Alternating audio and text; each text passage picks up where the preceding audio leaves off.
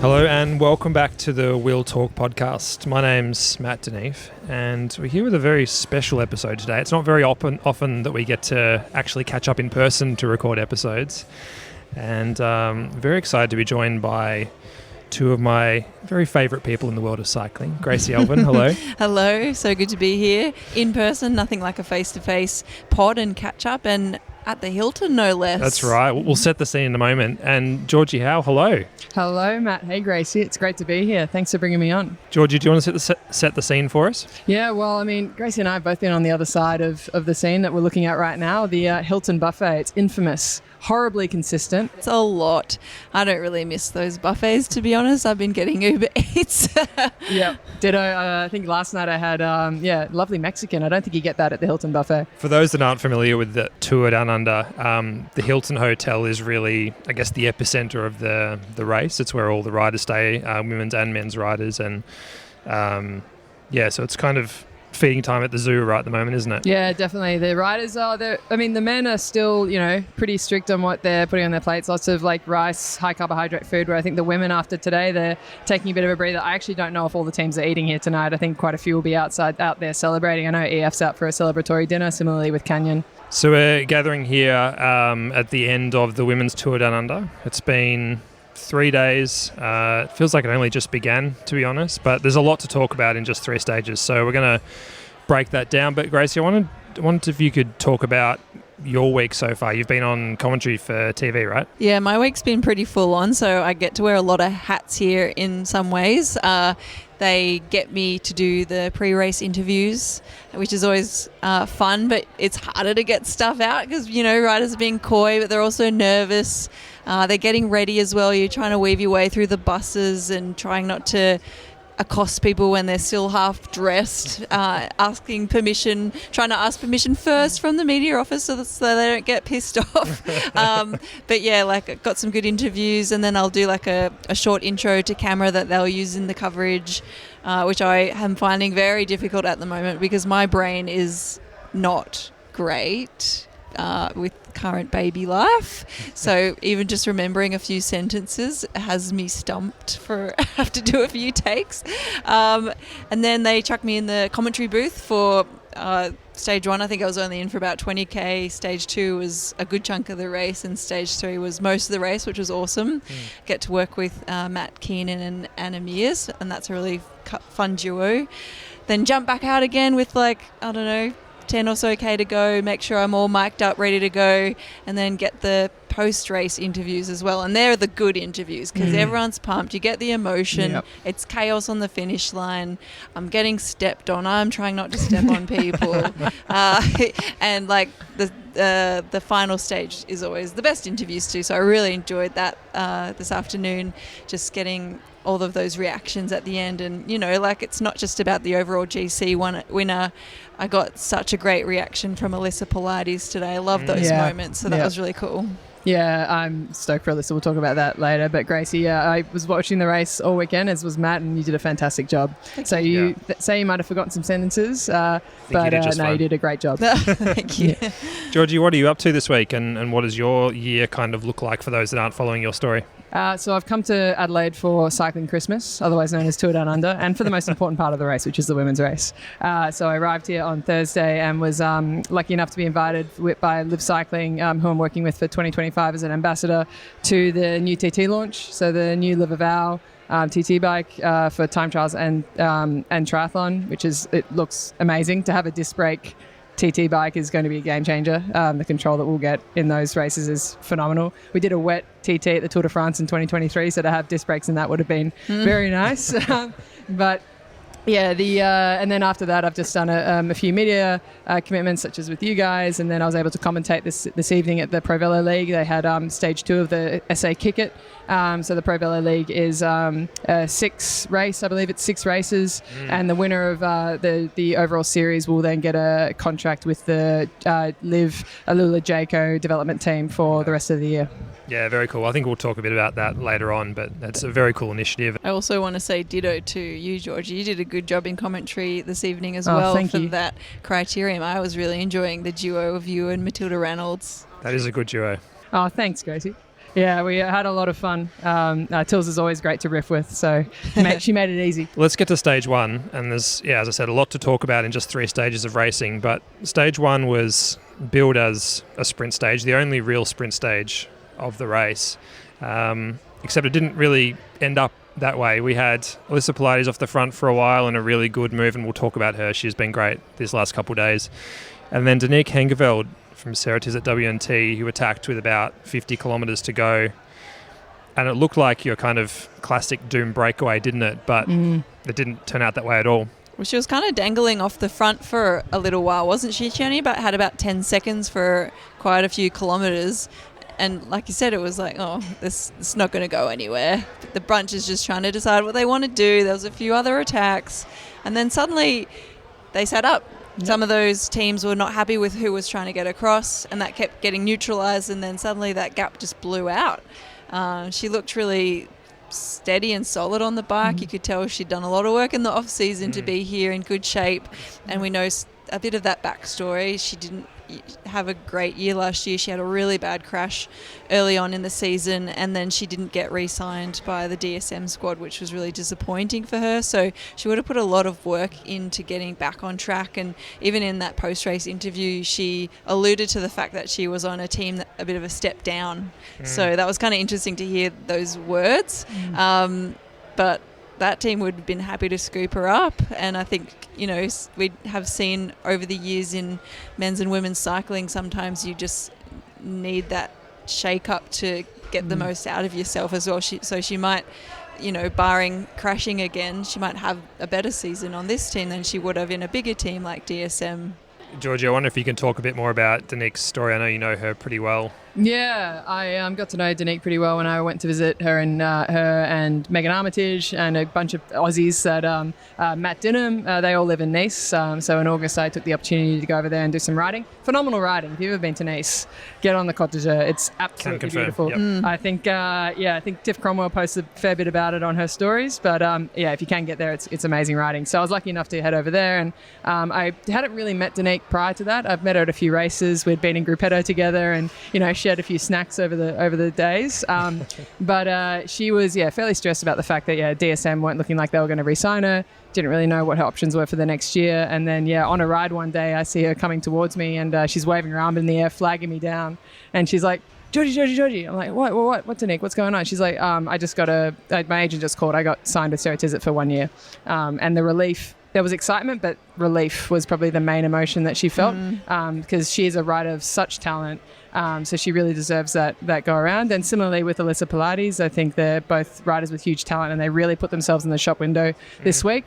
But I think to the point around Sarah Tizzett being a step down, I think we've all seen Sarah Tizzett past 2 years really step up to the plate. Yeah, massively. Like they were the last win in 2024, and they're the first win in 2025. They've had a Tour de France win. They're a great launching pad into quote unquote better teams, but is it really a better team? Yeah, Danique had some, I guess, pointed words about DSM as well in her interviews after the stage, saying it's nice to be in a team that actually believes in her, and that we're already seeing the results of her being in an environment where she's believed in and she gets the opportunity. I mean, culture breeds success. Firm believer in that. And with Sarah Tizzett clearly has a culture that is enabling, and that is seen from the way that their riders race. Like, they get off the front, they're in the air, have a stab, have a crack. If it doesn't work, that's fine. But as we said, Danique was dangling for 10 seconds off the front. That's not much. It's easy enough in a breakaway when you're only that far ahead to just sit up and be like, no, it's not going to work. Go back into the bunch and we'll try again later. But no, she persisted because the team believed in her, and she reaped the rewards. And maybe a little bit similar to how you might go race 2.1 or 2.2 level races, racing in a team that doesn't have those big winners in it. She might actually learn how to win, Yep. She's not there only as a support rider. She's there to take opportunities alongside all of those other riders on that squad. And, it might not always work out for them because they don't have the strength in numbers sometimes, or whatever it may be in whatever race that is, but in other ways they're actually learning how to win. Definitely. Too. Like, I think like you'd see it, like people get pigeonholed into a role when you're in a bigger team.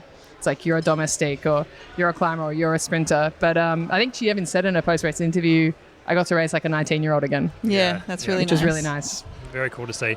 Yeah, it was an amazing ride from her, and she ended up taking the stage win and moving into the Ochre jersey as a result.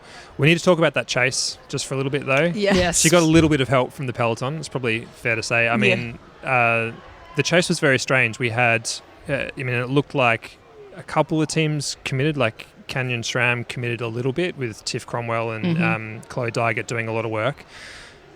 But then there was kind of a bit of a stalemate in the bunch where a lot of teams just didn't want to even take part. Yeah, I wasn't like super surprised to see Canyon SRAM taking the responsibility, but they didn't actually have to. No. They weren't exactly going to lose the GC with that rider. It was unlikely that she was going to, hang on to the main group going over Willunga twice. So they could have given her a few minutes to win the stage and it would have been fine, no disrespect. But they didn't necessarily have the strongest sprinter either. And they were using Chloe Dygert to be part of the chase. So you're kind of doing a bit of a head scratch as to why they took up the charge compared to other teams that really had a few good, fast, horses in that bunch that could have gone in the gallop. So I was quite surprised that other teams didn't help at all and really left it too late. So I think that there was quite a few losers there actually. Yeah, it was interesting talking to Ali Wollaston after the finish, and she was one of the riders that we billed as a favourite for that stage. Obviously a great sprint who's just changed teams to FDJ Suez, and she admitted that they kind of messed it up. They made a mistake by not committing to the chase earlier. They did eventually throw some riders in there, but not enough and not early enough. And she was still upbeat, though. She was saying that, they'll learn from that opportunity. She'd only had a chance to meet her lead-out riders 2 days beforehand and had only done 1 or 2 rides with them to get a feel for how that all worked. So it is early in the season. They're all working out how they work together, and a good learning opportunity for them. Yeah, I think that the breakaway there won, and it was like 3 from 3 races in 2025 where the breakaway got it. And I think, we can put the responsibility on the riders. And I thought Canyon, that's just a theme of them for the week. Like they were really animating the race in all stages. But it's on the DSs in the cars as well. They're doing the calculations. Like the riders are really just following their orders. That was what I was going to ask you, Georgie. Like, what's your takeaway as well in terms of the calculations? Like who is making those calculations and how are they making those calculations? Because, it was kind of close, but still not close enough. No. Because in the past they've kind of had those tried and tested calculations. I don't think they work anymore because of all the aerodynamic equipment and the different level of riders nowadays. I think you're bang on with that. I think the DSs aren't used to the speed of the peloton these days and the tenacity of the riders out front as well. Like you've also got to think like salaries are bigger as well. Riders are willing to put more on the line and as I said before, put themselves in the shop window for those bigger contracts. So there are many, many factors at play. When you're in the race, I've been in races before where we've asked the car, do we chase yet? Because it's getting pretty big. We just saw the time gap board and it's getting a little bit scary. Like, do you want us to go on the front yet? And they're like, no. It's we need to get. They tell us the calculation in the radio, and of course we're like on the rivet, so we don't understand the mathematics behind that. I certainly do not. So Ruby might. She's very smart, much smarter than me. But with maths, as you were saying. Maths, yeah. I majored in classics and medieval studies, definitely not mathematics. Yeah, I can write a sentence, but ask me to do a calc, no way. You rely on your DSs to tell you to give you those instructions, and at the end of the day, they're the boss. So I think I honestly think that the management need to kind of restructure the way that they look at breakaways. Yeah.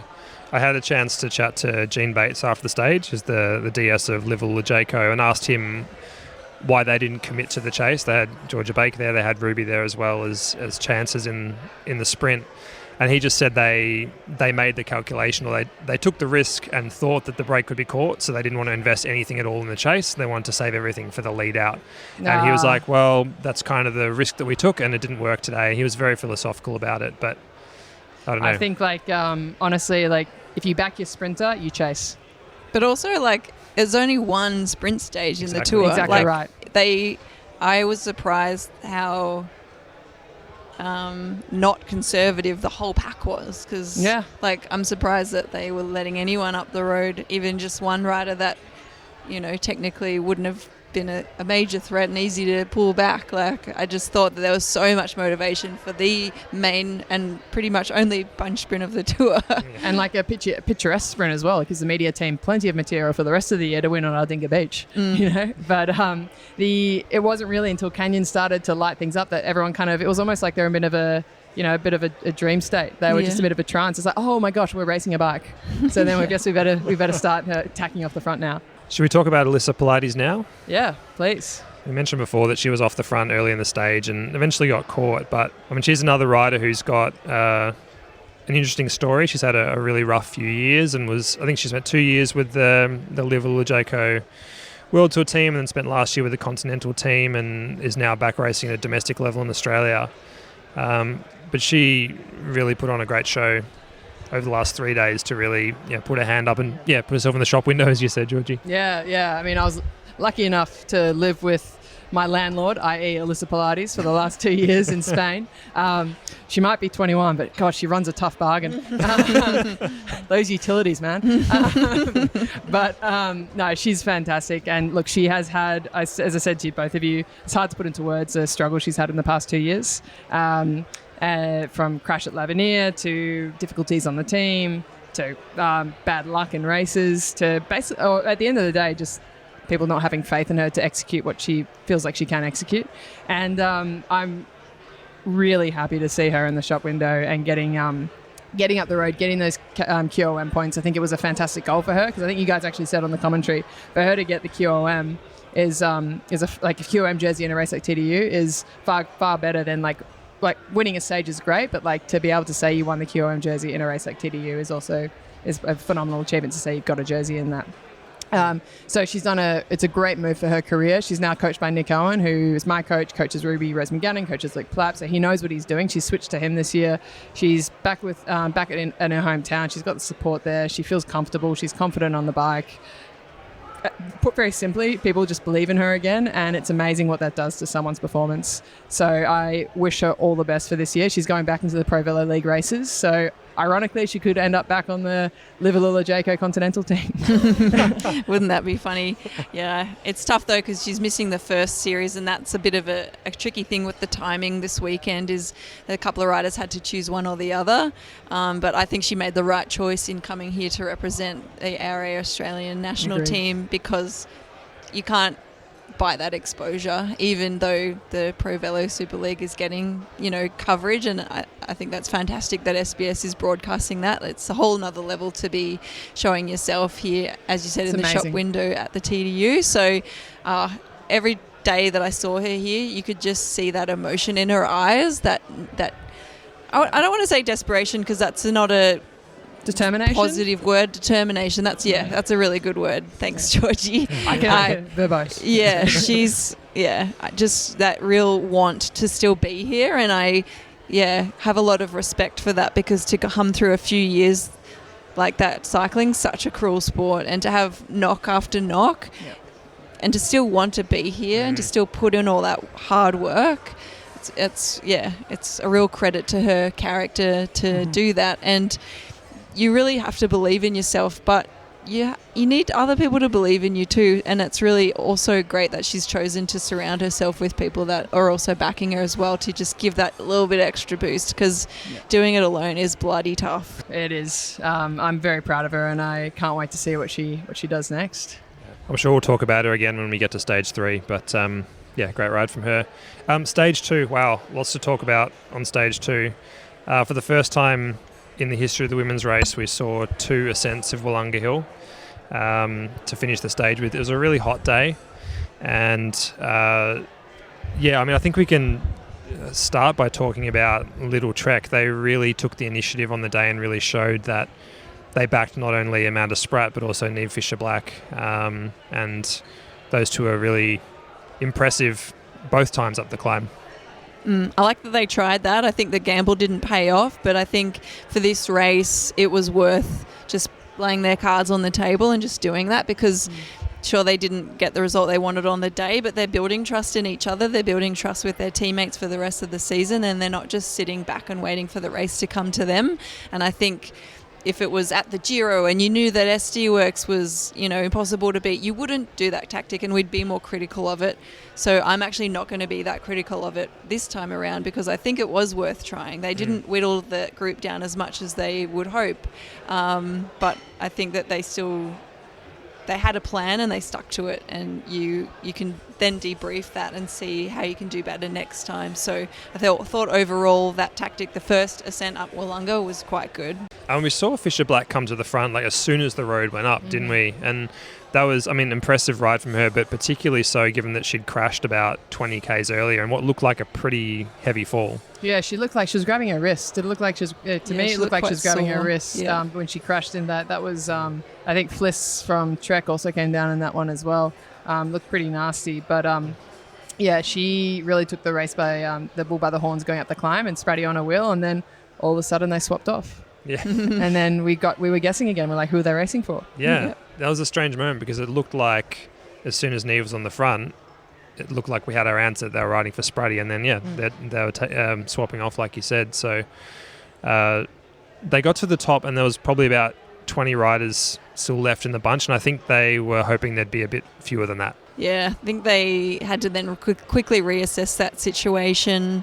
Then we could have expected, and there were some attacks after that, and then I think they were put a bit on the back foot there. Spratty did heaps of work, and I think after the effort they'd done on the climb, and then she followed quite a few things. Like, she was really on, she was focused, and she was doing everything right, but that did take something out of her for the second time up the hill. So I don't know, I think they can still be happy with that effort though, and how attentive they were in that final lap of the race, and it just didn't quite work out for them. But they weren't to know, really. No one knows at the Tour Down Under who's really flying and who's not until they go up that last climb of the day. So, I think like I said, they had a plan and they stuck to it. Yeah, I think they were, as we say, hoping for a smaller group.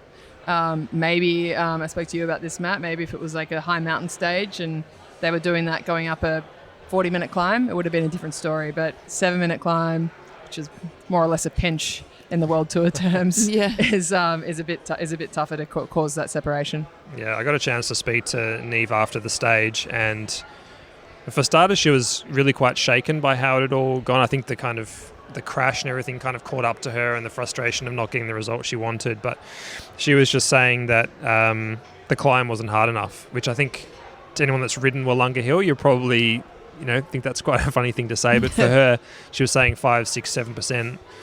When the peloton's going as fast as it is these days, and with the tailwind on the day as well, it just wasn't enough to create that separation that they were really hoping for. And so coming into the final ascent of Willunga, we had a bigger group that had kind of swelled back together after all those attacks, and then it was Fisher Black again attacking from the bottom.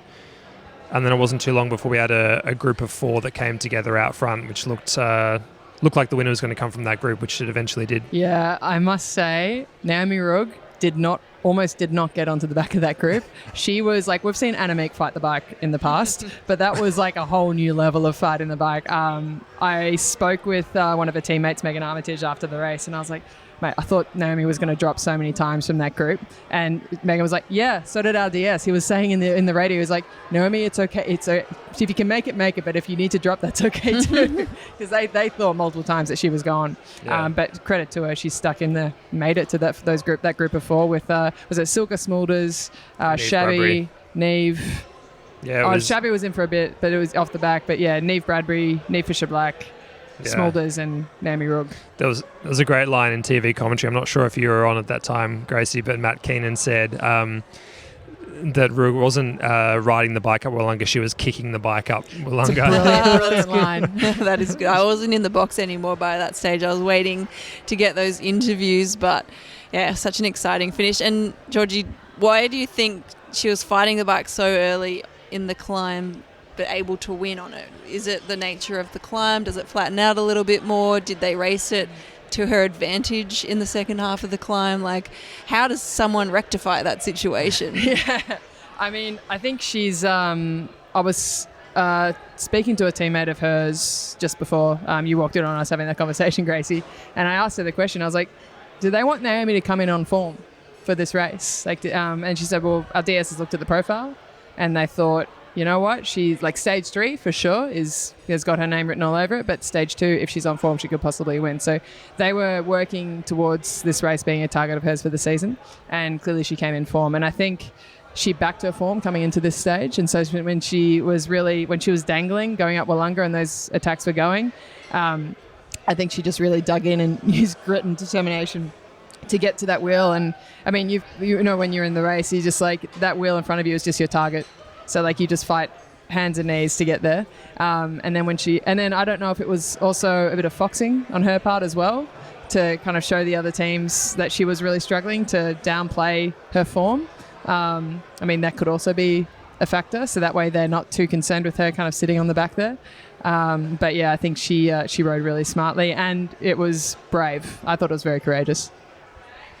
There was so much talk in the lead up about who the favourites were for the race, and we talked about Spratty and Neef Fisher-Black as well, and Neve Bradbury as well was one of the favourites. And in the end, we saw both of the Neves kind of crack at the end there. And it was interesting with Neve Bradbury. She was saying in the lead up that she wanted to do well here, but she didn't think her form was quite there because she's got, you know, bigger targets later in the year, which is totally fair enough. But I think I expected her to be maybe a little bit better than she was, but she said that she just didn't have the legs on the day. Yeah, look, I think the level is just higher every year over in Europe, but it's also getting higher in the early season too. Like 10 years ago, Aussies would wipe the floor with any Europeans that came out to Australia to race. Even in Qatar, going back towards the European season, we'd be like flying compared to the Euros. Can't do that anymore.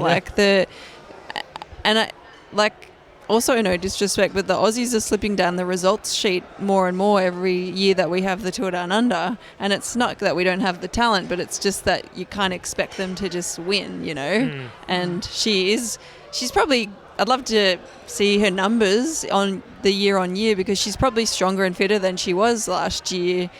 But comparatively to the other riders, she's not. She's gotten stronger. She finished pretty much all of the races she did last year. She did all the big races. She's gained confidence.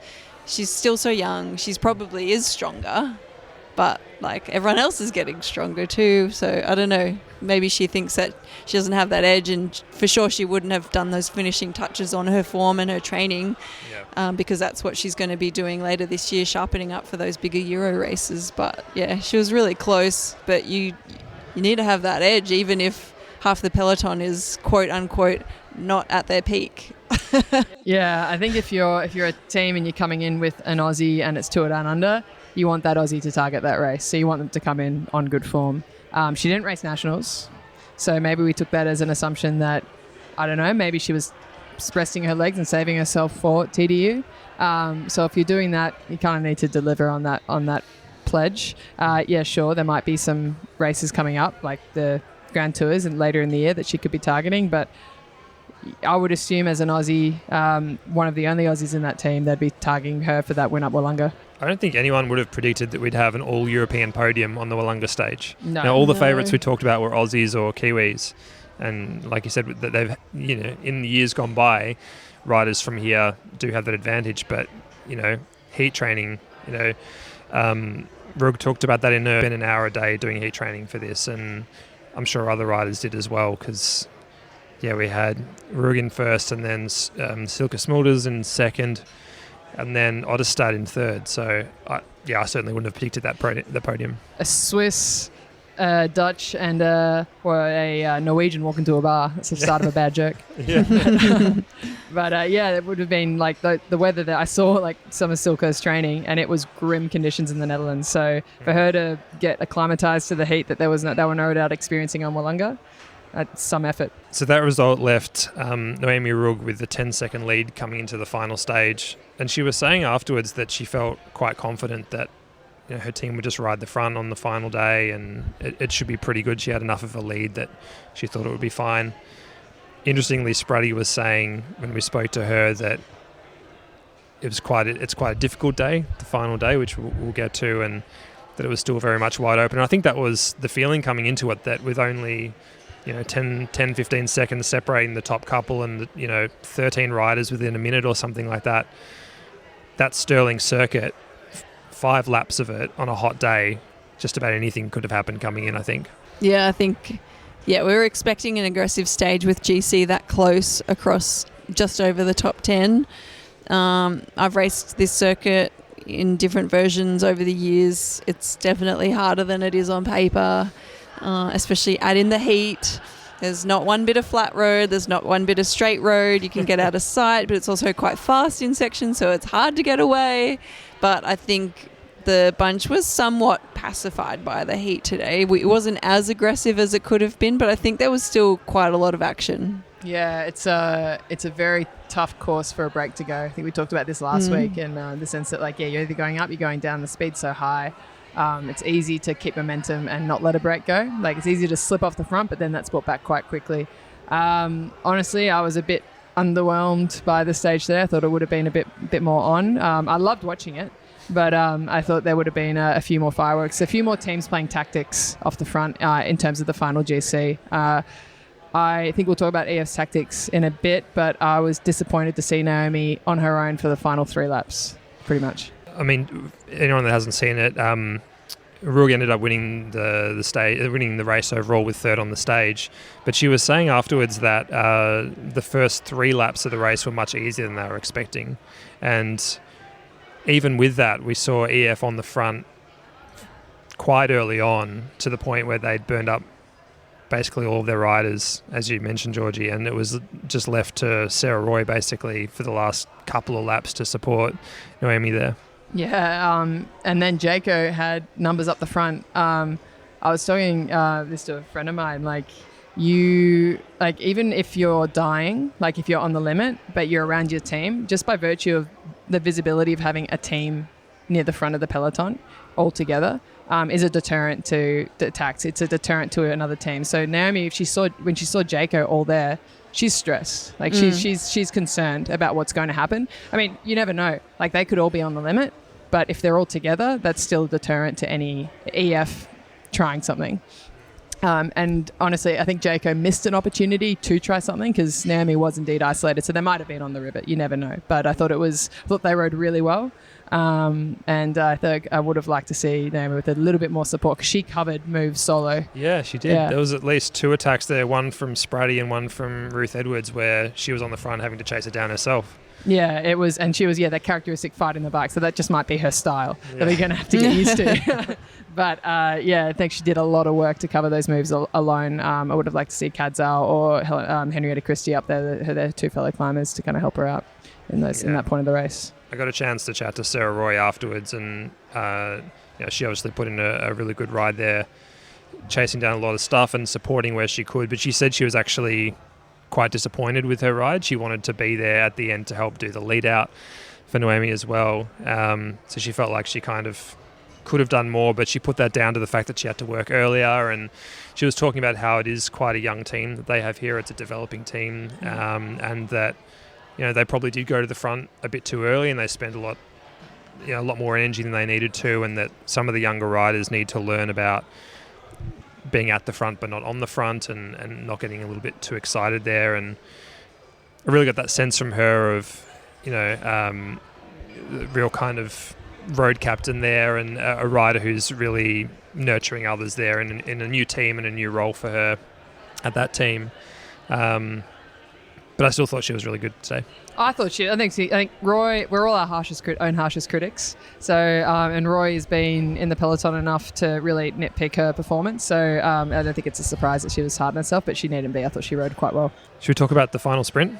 We saw Dygert in the first 2 stages of the race being really aggressive, as she likes to do. She had that late move on stage 1 when Hengeveld was still away, and then on stage 2 she was the rider that got away and then led them into the final climb and was brought back by Neef Fisher-Black. But then on stage 3 she was conspicuously absent from the front of the peloton, and I think watching it you were like, okay, well, they're obviously riding for her, because we saw Micah van der Doen off the front, we saw Tiff off the front as well, and she just played it really smart. I thought she really bided her time in a way that she doesn't always do. And in fact, in her interview after winning the stage, she was saying that, I just wanted to have the experience of riding smart today, which was she pretty probably cool. Hasn't done that too often. Again, no disrespect, but she She doesn't have to ride smart, does she? No. When you got a kick like that. Like her stab before Willunga yesterday. Yeah. Like she got that gap super quick. Yep. Yeah, so in that sprint today, you know, when she got to the front and then made her move, I think she ended up winning by a long way, enough that they gave her a 1 second time gap on the finish line. And I guess it just shows that when she does keep her powder dry and does play it a bit smart, that she's just really good. She's just really, really strong. Yeah, really impressive. And it was a sprint finish that favoured her. Dygert, I think she's got something to prove in 2025. We've seen that Rouleau article that she did where basically saying she was disappointed with a podium at the Olympics and gold medal on the track. It wasn't good enough for her and she wanted more. To the point where she was almost going to walk away from the sport. So which is incredible, that's right? full on, it's isn't full it? on. Yeah. Like, I mean, we've talked about it, the three of us. It's like to live with those demons in your head is a big ask, and so it must be very lonely and draining. I did run into her former coach this morning before the race got underway. Gary Sutton, he was there standing with the Sprats, Spratty's parents, and so I went over and had a little chat to them, and I did say to him, I think it's a good day for Chloe, and he said, I thought so too, but he's definitely said in the past she's something else. She's something special. What she does, how she hurts herself, her work ethic. focus, the work ethic, it's next level, and it's not, if you know even just that small amount of detail, let alone know her at all, like you're not surprised at those comments that were made in that earlier article. Yeah. So it would be a tough life to live, but she is a very special athlete and we certainly haven't seen the last of her, have we? No, I think this year is going to be the year of the Dygert. I just wanted to read out a quote from Chloe actually. So this was after the stage day, we're interviewing her kind of behind the presentation stage, and someone said to her, what is it that keeps you motivated? You know, a rider, you put a lot of pressure on yourself. What is it that keeps you motivated? And this is what she said: I'm never satisfied. Even when I win, I figure out how I can be better. I think the best example I can give you is Yorkshire, when I won the time trial by a minute and a half. It's the 2019 Worlds. There were still 3 times in that race where I messed something up, and I play it back in my head. I still remember that course like it's the back of my hand, and there were things that I messed up in that race. I'm always striving to be better, striving to be the best. Wow. It's funny, having interviewed her a couple of times now, like she doesn't seem impressed by much. It's like, I hope she does have moments that she enjoys life, because it doesn't seem like she does a lot of the time, but maybe she just enjoys the suffering and enjoys the winning, but even then, maybe not. Her lack of celebration across the line was interesting. Like It was a little fist pump and then job done, tick that box, on to the next. Yeah, no smile. It all speaks to that kind of the attitude, doesn't it? It's kind of like, what's next, or what could I have done differently? Yeah. At what point does it become pursuing high performance to obsession to, What else can she do this year, do you think? What other goals will she have? I think Roubaix. Do you think Dygert would go I was Roubaix? going to ask, do you think she could win a classic this year? Like, Flanders? I've had my doubts because of the technicality of those races, but we've seen her, it was last season, wasn't it? Or maybe the season before that, she had a showing or 2 at some of those really hard races, and she was in the front doing just fine. So, like, I was like, okay, I'll eat my words on that one, because I think she just doesn't have any fear as well, and she's so bloody strong, she can just stay in the front. So that's half of how you win those races. I think, like, to what we were talking about earlier, like, she is a perfectionist and she pursues the absolute A class of high performance. So if she does decide, I want to win Roubaix, I want to win Flanders, she will figure out a way to do that. And I think she will do it. So she'll probably even practice cyclocross up the Koppenberg. Bike over the shoulder, running, if need be. But I have no doubt she'll be a huge presence in the classics this year. It's a bit of a scary combination, her being as strong as she is and then also being a bit more patient and, you know, finding the right moments to make her moves rather than just being like, all right, I'm just going to go now because I feel like it. Yeah, that was cool to see her do that today. Second on the stage today, again, Silke Smulders. Great ride from her. Can you tell us a bit about her? Georgie, do you know much about her? I was her roommate at the Vuelta last year. So yes. I can. She seems like a really cute little pocket rocket. Oh, she's great. She's good fun. Little Dutch rocket. She was actually brought into the team as so when we merged with Liv, we brought the riders across, and we had a team camp together. We were actually roommates at our very first team camp together as well. She is a lovely human, really funny. But as Matt White told me last night, she's got a bit of mongrel in her. So she always finds a finish line. Always. If she senses a result, she'll go for it, which you have to respect. First sniff I got of that was at the Vuelta in 2024. Where she raced really well, and she kind of showed her true colours as a potential climber, because she was brought into the team as a flatland specialist, crosswinds, lead out train rider, and she has flipped that narrative completely. She can still do that, but she's very much kind of positioning herself for those probably like 20-minute climb kind of efforts.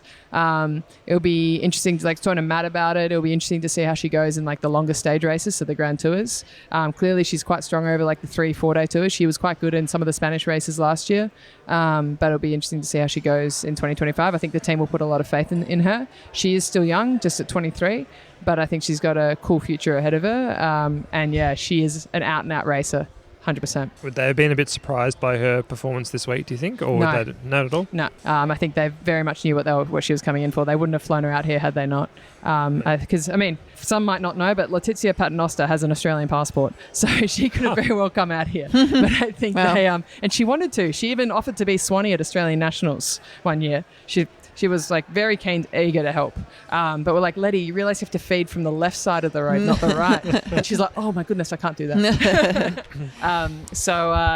That was, so I think the team were very, very clear as to who they wanted out here for a particular reason. And they saw Silke as being fantastic. And I think it was a dual prong approach with Ella Wiley, who it was great to see Ella having a go today up the road in the last 5K. Although Channel 7 did cut to an ad break, so I didn't see much of her breakaway. That's a nice topic for another time. But Silke was in the plan all along. Just to talk a little bit more about Willunga Hill, to have Wiley as a Kiwi and Smulders for the Netherlands. Do you think that they were hoping for a bit more with the Aussie contingent on that squad here? Surprised about Ruby, to be honest, particularly today. I know she was targeting it. I wonder if Silke being so up there on GC neutralised the roles of the team and just everyone went into support for Silke to secure that second place on GC or even get the win. But yeah, I think so. I think stage 1 for Baker, they were looking for that. Clearly that didn't work out the way they wanted to. They lost themselves in the lead out, and it didn't look great. And then stage 2, Silke got up there. I wonder if they were thinking Ella would at least get top 5, maybe, if she hung in there, because she was with the group and then dropped to the second group, and they regrouped again on the second time around, and dropped again. But I wonder if the Australian branding of Willunga Hill is kind of shifting a bit. We had 9 different nationalities on the team last year, and this year I think it's even more, despite having 2 less riders. So, I think we kind of don't know if the Aussie identity is there, which is not necessarily a bad thing. They can still win these races, but I wonder if there's not so many Aussie accents kicking about there.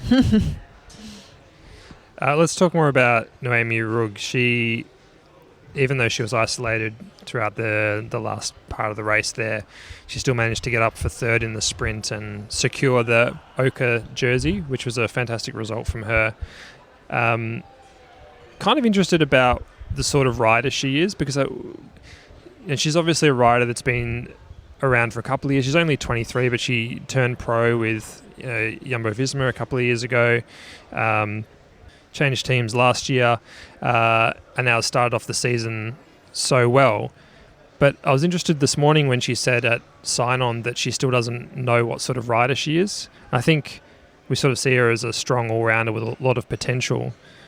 But it's interesting that she still is finding her feet with that in that way. And I spoke to her DS after the stage today and asked him what sort of rider she is. And he laughed and said that it's a long discussion and that it seems like it's an ongoing discussion between them. And apparently Noemi wants to ride the Cobbled Classics. She sees herself as a rider that would be suited to that. Whereas the DS, Daniel Foda, says the Ardennes is something that he sees her as being more suited to.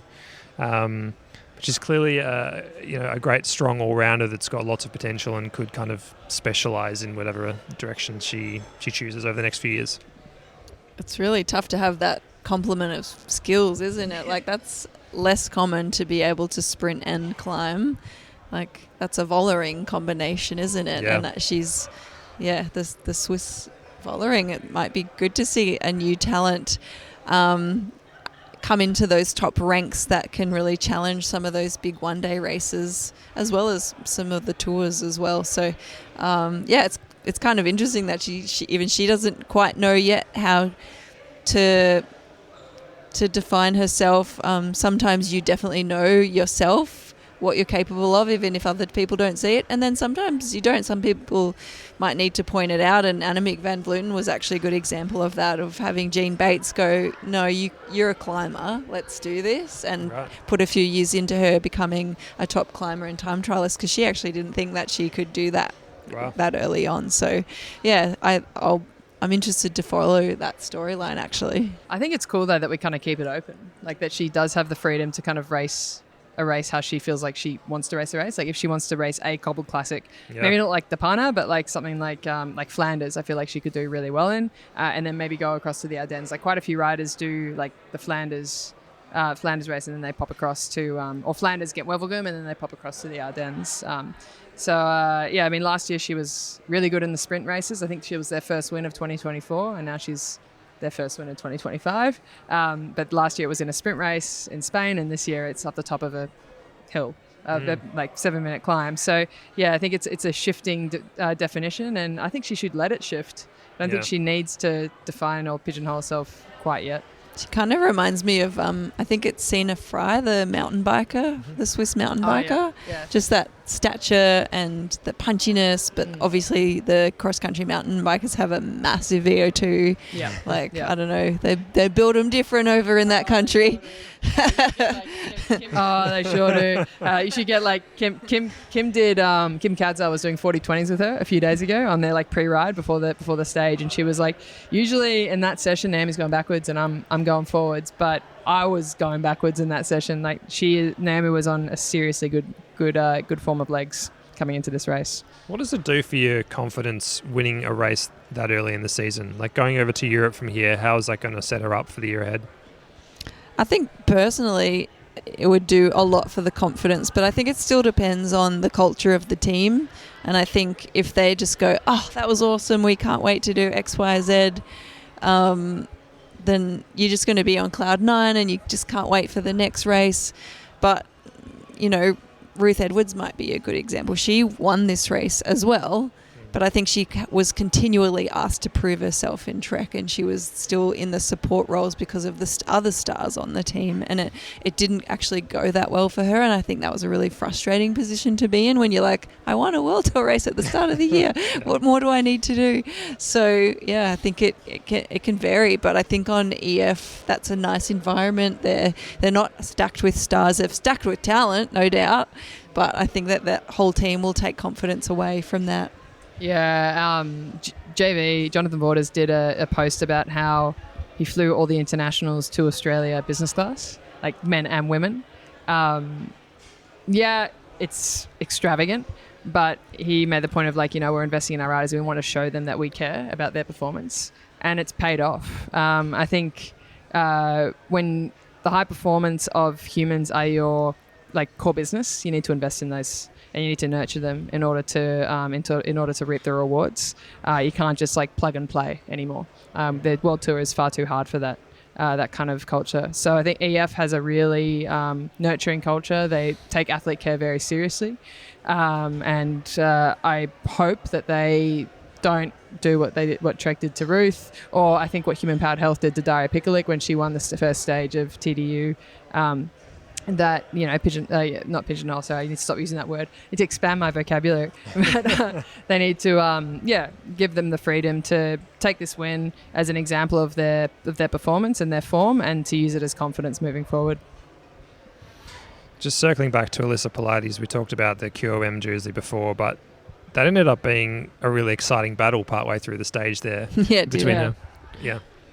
Yeah, the track sprint at the end, and Alyssa boxing in, like UAE had the lead out, then Nicole Frame was leading out Alyssa. Yeah, and it was great. It was great, and then UAE lost, who was the Polish rider? Dominika Lotosik. She's quite young, isn't she? Yeah, 22 or 23, I think. So I think she was on my fantasy team last year. Yeah. Oh, really? Yeah, she was very good here last year. Didn't go as well as I was hoping for, but maybe this year's the year. Maybe I'll keep her. Yeah, definitely keep her. She's growing well. She's maturing like a fine wine. But I love that game that they played, and all credit to Nicole Frame. She was actually doing quite a good job there. They could have probably pushed it a little bit further into the fence. Yep. But they could have. It was still really fun to watch. But Pilates, she was really patient, and I think she'd learned from a couple of mistakes in the stages beforehand of going a touch too early, because Lotosik was a touch stronger if it was drawn out for longer. Mm-hmm. Yeah. And Pilates just waited until that steep part of that climb crested ever so slightly. She got the jump, and she got it. And I love that the QOM jersey came down to the final climb. It's so exciting, and it was she was I think it was yesterday, she was super twitchy in the sprint to the QOM point, looking over, just like a bull at a gate, ready to go. And then it just went that touch too early, but her 20-second power is really, really good, and I think she just backed that in today. Classic track sprint. She knew that if it came down to a pure sprint, she had it, but if it came out to a drawn-out effort, the Polish rider would have taken it. So fantastic. And what was it, 1 point separating the two of them? Two points.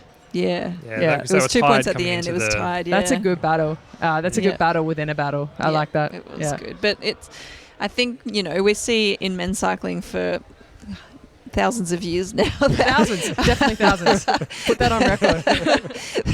Those other classification jerseys are really important. They have value, and we haven't seen that as much in women's cycling over the years, but I feel like the last few years we are seeing that value in those jerseys. They're not just second-rate prizes anymore. They're actually decent prizes, and they put your name on the map and your sponsors on the podium and all of that stuff. And I like that they're really fighting for them now. They're not just secondary, I was in the breakaway a bunch of times so I got it, or no one else was trying to sprint so I got the sprints. That's not happening anymore.